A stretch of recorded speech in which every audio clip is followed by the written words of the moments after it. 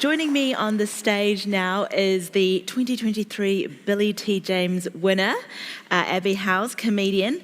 You returned to the stand-up stage in 2019, and that was after quitting for 7 years due to sexual harassment.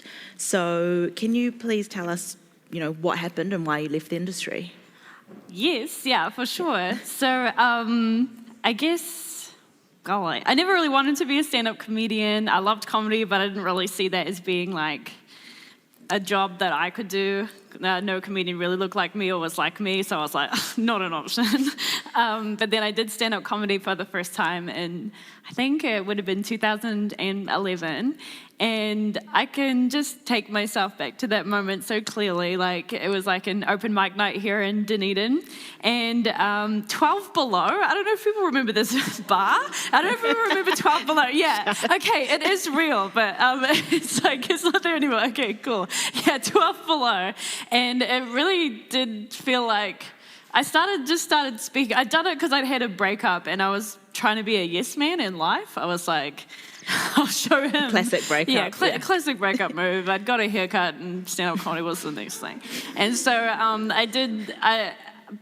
but I got up there and it just felt like, oh, this is the thing I'm meant to do. This is easy. Everything else had felt hard.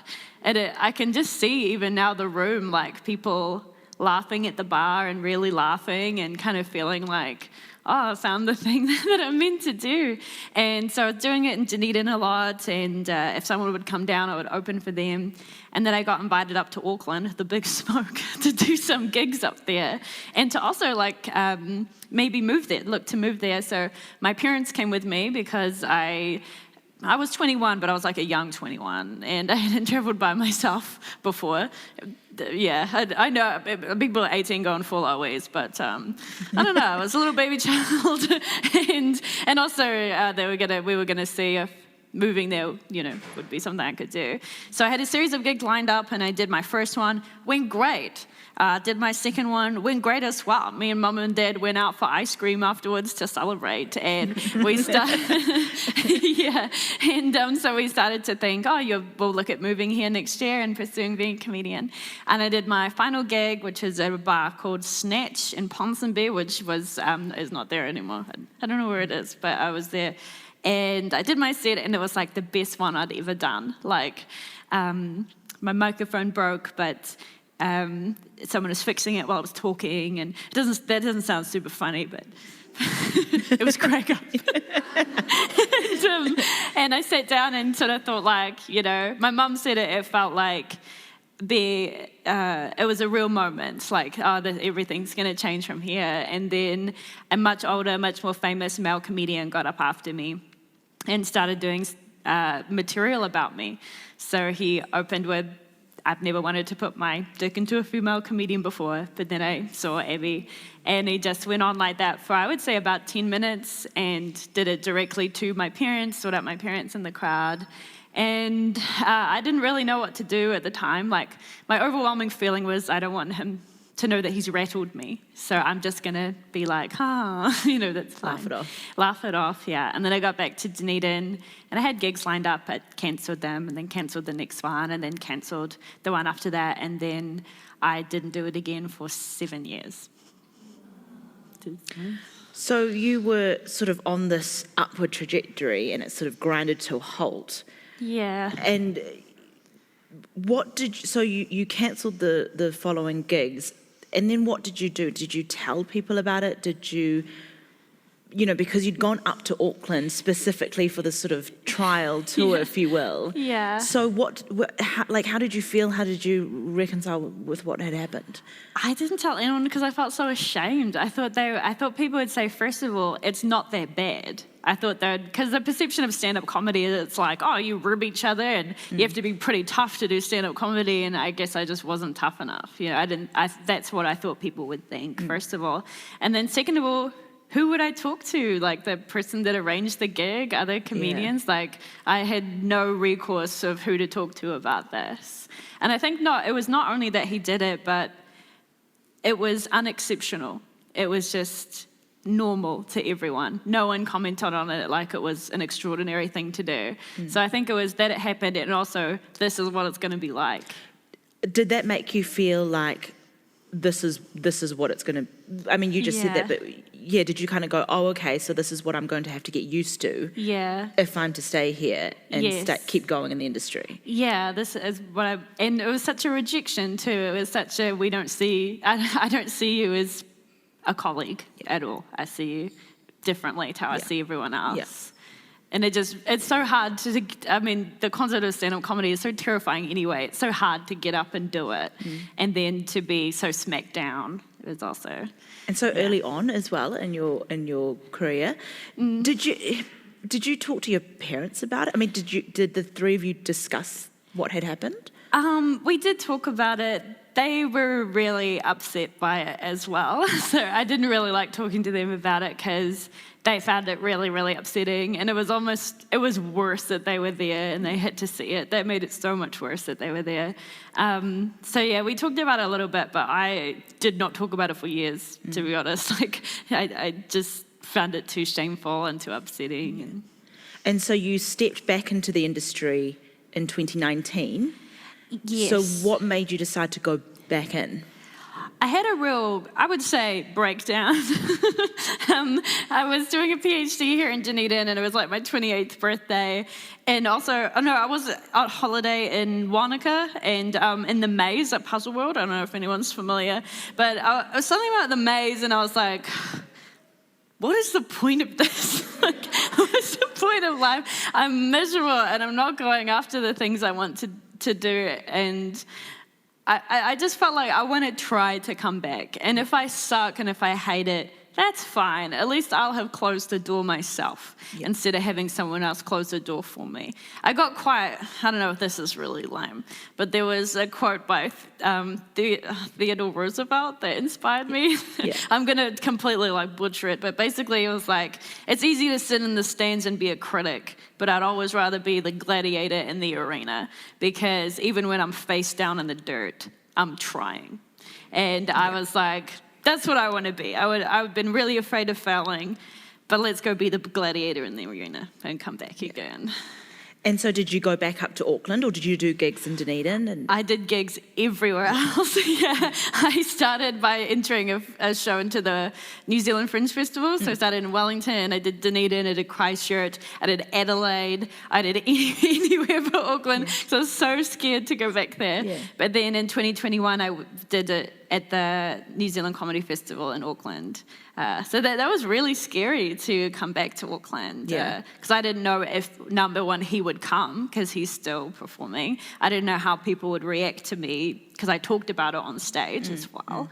And he's part of the industry, and it might be seen as like, how dare you come after our beloved comedian? Not that I didn't name him, but people could guess. And you've made that's been a conscious decision, hasn't it, not to name him? Yeah, I think first of all, for safety, because it's easier for me, because I currently still have to work with him. Like, he is still a working, gigging comedian in New Zealand that I have to see from time to time. And so it's just easier for me. He knows about it, and he's apologized to me.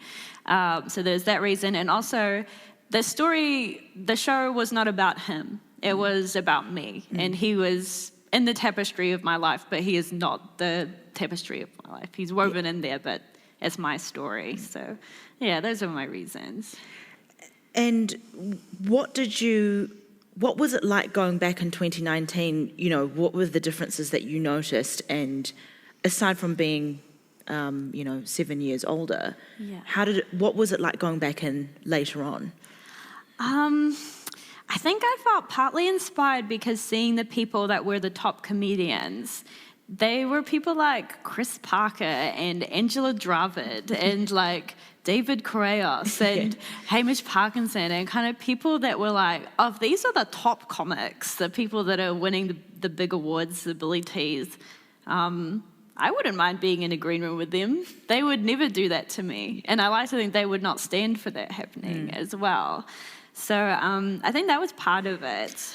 Do you think the age is part of it as well? Because they're closer to your age and your generation? Yeah, I think so. So Sorry, what was the question again? Oh, just my sorry. apologies. Just whether you think, because Chris Parker and Hamish Parkinson, Oh, they're yes. all sort of in their 20s and 30s. Do you Yeah. think that it sort of felt like, oh, they could be my friends? Was that part of it? Yeah. They're closer to your age? Yeah, I did also want to be friends with them too. Yeah.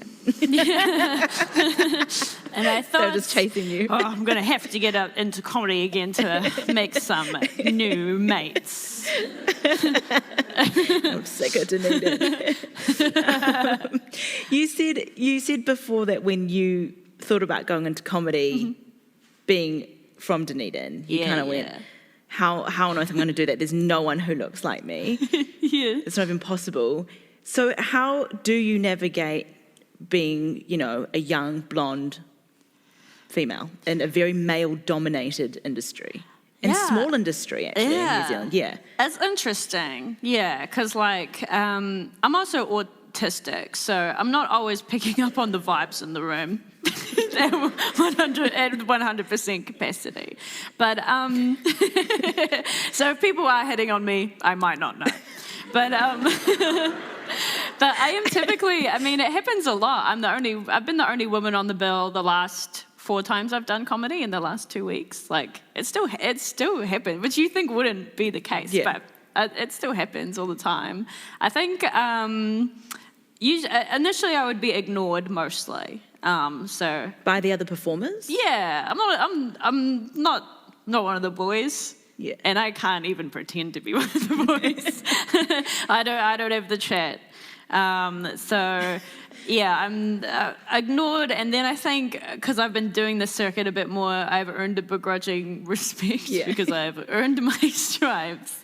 But yeah, it's definitely, if there's another woman on the bill, it's like, oh, even if I've never met her before, it's like, that's my best friend. It's funny, because also if it's all male, that's the audience is going to be attracted too. Right. So you've kind of got to work even harder to win over people that have not come to see you. Is that something you're used to now, or do you have to sort of give yourself a bit of a, kind of like a pep talk, or, how do you sort of like prep yourself for that? Yeah, it's tricky because I hold really high standards for myself, because I don't know if you also feel this, but when you're on a lineup or something that you're like, I can't just be as good as everyone else. I have to be the best. I have to knock it out of the park. Otherwise, I'm going to be dismissed. I want them to walk away and say, the girl was the best one. Yeah. But, that doesn't happen every time. I just stand up comedy. You get some dud gigs. I had a horrible one recently where in an RSA. So already like, but it paid quite a lot of money. Not your core audience. Yeah, so I can't turn this down. So the act in front of me was a rapping granddad. And he killed. Like, everyone was loving him. And then it was my turn, and I was like, I'll be your boy. But I got up there and I was like, you know what? I'm doing fine. It's not my best gig. It's not my worst gig, though. I'm doing all right. And then a group of men here started talking at full volume. And I don't really know how to deal with that and keep the room on side. Yeah. I barely have the room as it is. They're tolerating me at best. There's no way I can tell off some of their peers and then get them to still like me.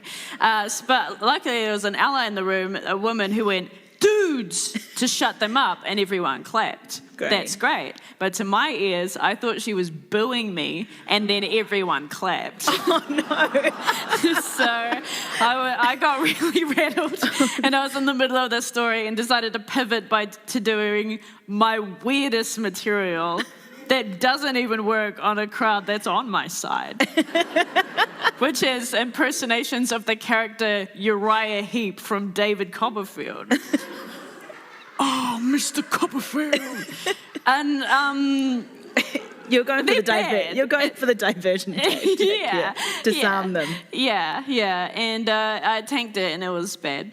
But but I think you get kind of bulletproof. I think anyone I would say who wants to do it, just keep doing it, because you get enough goods under your belt that you have a bad one and you're like, I'm not bad. That was just a bad one for me. Yeah.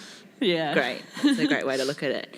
fast forward to this year, you won the Billy T. Yeah. Which is like the holy grail for comedians in New Zealand. Pretty cool. And I think I met you just before, actually. Well, it was a few days before. Yes, we did it. And you would, everyone was doing their shows and all that sort of thing. I just had a horrible gig, as I remember. Oh.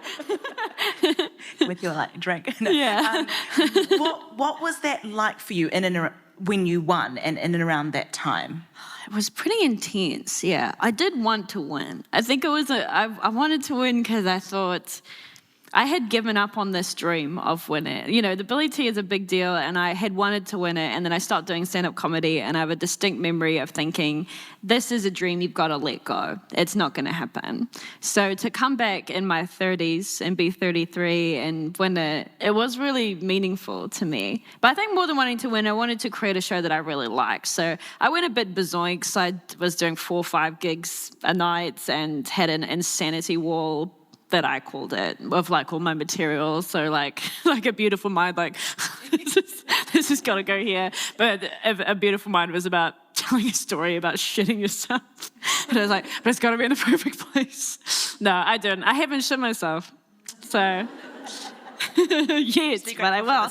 But I will at some point, I'm sure. But it was quite intense, and also I was on a personal growth journey as well, because I've always had low self-esteem and low self-worth, and I decided to go to therapy. And in a way, I was working through it was doing stand-up comedy, just coming out and being like, what if you just came out here and you didn't care what anyone thought, and you just told stories about yourself that you don't necessarily like about yourself. They don't paint you in the best light. What if you came out here and didn't care if people liked you? And what if you came out and didn't care about being attractive to anyone? What would that look like? And then suddenly my comedy started to get better. So I think my show was also quite a personal journey too. I tied up in a lot in it and would have been truly devastated if I did not win. But I would have. The other nominees were also genuinely awesome, but I would have been sad for a night and then been fair enough. Given that you had left the industry and you came back, when you did win it, were you vindicated? Was there that sort of feeling? A little bit. I mainly vindicated for my past self, because I was just miserable. When you do something you don't really want to do, and I thought this was something that was never going to happen, and living the life I live now where I'm paid to be a comedian, I just felt like, I wish I could go back and just tell myself, you do it, and you don't need to feel so sad all the time, you do it. So mainly for myself. Yeah. Are you sort of glad that you took those 7 years out? Obviously not the way it happened, but are you glad you came back in at the time that you did? I think so. I think when you get a bit older, you're I know who I am a little bit more. I know, and I did other stuff where, nothing is wasted. I worked here in Dunedin for years and years. I did improv here in Dunedin. I did study theatre studies at Otago. I did local productions. None of that stuff is wasted. It's all performance experience. It all helps, all that stuff. It's not meaningless to do those things. It's learning stuff. I don't believe, when I came back and told my story, some people were like, 7 years wasted. But I don't consider them to be wasted years, because that's, that wouldn't be good. That's not a good way of thinking about life. They're all essential. And I think it also means I appreciate everything so much. And I know who I am a little bit more. I know what my morals are, that I'll say yes to certain things and no to certain things. I think it was right for my journey to come back in my 30s. And as we established, I was very young at 21. I couldn't even travel by myself. How could I negotiate the ethics and morals of the stand-up comedy world? Okay, and just for the final question that we're asking everybody, what's the piece of advice you'd give to your younger self, to help them thrive as a wahine? I would say, hey, no one cares that much about you and what you're doing. So as much as you are constantly thinking you're perceived by everyone and everyone thinks you're a loser, no one cares. So why not just be your damn self? But thank you so much, Abby, and thank you for sharing your story. Oh, thank you, Perlina. Thank you so much.